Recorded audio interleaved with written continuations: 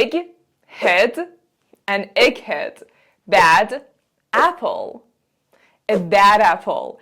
I have created a lot of English shorts about mixing English words to create some personality adjectives. So let's talk about what they actually mean. You ready? I am Bahar and let's get into it. So, number one, a bad apple. When you're talking about this phrase, you're not actually talking about a fruit that you can't eat it anymore. No, you're describing a person. When you're using it, you're talking about someone who always makes troubles, someone who has a negative influence on others. Picture this. You're at the classroom. The class is completely quiet and everyone is focusing on the lesson. But suddenly, one of the students starts throwing some paper airplanes and now the class is completely noisy and chaotic. You can say, that student was a bad apple. If your mom tells you, I don't like you hanging out with Ross. He's always skipping school. And you say, but he's my best friend. And she says, I know, but he's a bad apple. I don't want you getting into trouble too. Everyone works so hard here, except for John. He always sleeps at the meetings.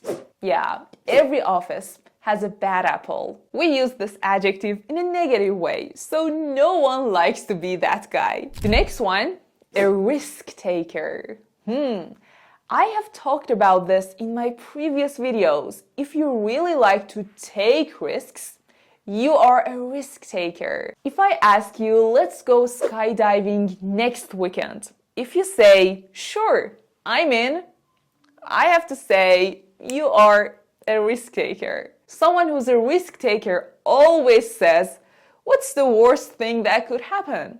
I have to take this chance.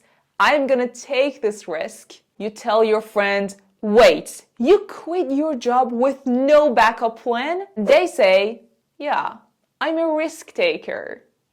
You would say, being a risk taker is not always the best idea.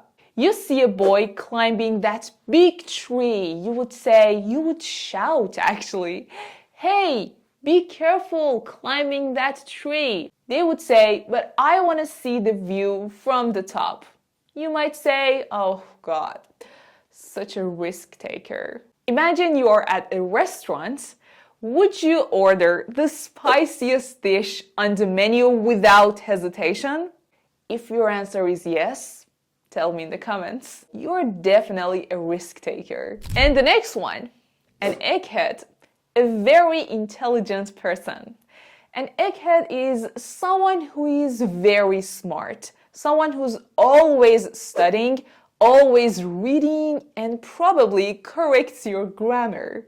The person who always gets an A at the exam, who always answers the questions and solves the problems so quickly. They not only knows the answer, but also explain why it's the answer. When I'm at my class and ask, who can answer this question? Before anyone speaks, one of the students' hand is already up, and the other students might say, oh, such an egghead. A conversation between a mom and her child. Hey, are you still reading that science book? Yes, I'm not done yet. Oh, you little egghead. And the last one, a tough guy, someone who acts strong and fearless, especially in serious situations. They might act like nothing scares them, but deep down, who knows? Maybe they still cry when they watch sad movies.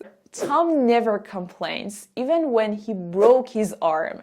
Such a tough guy. When you see a young boy falling down the stairs, that hurts, right? But when you ask them, are you alright? Is everything okay? He says, yes, I'm fine. And he won't cry. You would say, oh, you're so brave. They might answer, yeah, because I'm a tough guy. Look at these adjectives. Which one of them can describe your personality? tell me in the comments, and I will definitely tell you about my personality adjective in the comments as well. If this video was useful for you, don't forget to subscribe to my channel right now and like this video to support me, to let the YouTube algorithm know that you have enjoyed this content. Thank you for watching. I hope you enjoyed it. Bye. Have a nice day.